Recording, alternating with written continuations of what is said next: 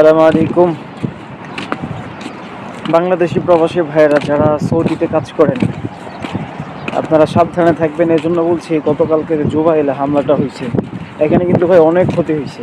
এটা মিডিয়াতে ওইভাবে প্রচার করা হয় না, জাস্ট খালি দেখানো হয়েছে যে দুইটা ড্রোন এসে পড়ছে। আপনি একবার চিন্তা করেন যে এখানে পড়ছে, সেখানে কেউ কাজ করে না, কারোরই ক্ষতি হয় নাই। ক্ষতি কিন্তু অবশ্যই হয়েছে, শত শত মানুষ ওই জায়গায় কাজ করে, কিন্তু ওইটা মিডিয়াতে ওইভাবে প্রচার করা হয় নাই। জাস্ট খালি দেখানো হয়েছে এখানে দুইটা ড্রোন পড়ছে, জাস্ট এতটুকুই। আমি বলবো, দেখেন সৌদি প্রবাসী যারা আছেন, যে কোনো টাইম হামলা হইতে পারে। আপনার আরমকোতে সৌদিতে যদি হামলা করে, দুইটা জায়গায় হামলা করতে পারে। এক হচ্ছে আরব কোম্পানি, সরকারি কোম্পানি, যেখান থেকে তেল উৎপাদন করে, যেখান থেকে তেল উঠানো হয়, ওইখানে হামলা করতে পারে।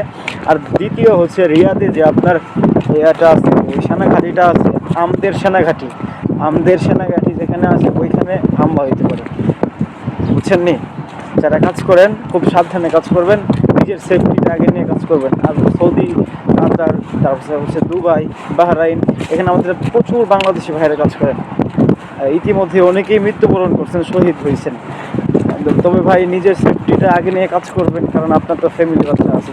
আপনি বুঝতে পারবেন যে কোথায় হামলা হইতে পারে, চোখ কানগুলো খোলা রাখবেন। হ্যাঁ ভাই, এতটুকু বলার ছিল। সবাই সাবধানে থাকবেন। আসসালামু আলাইকুম।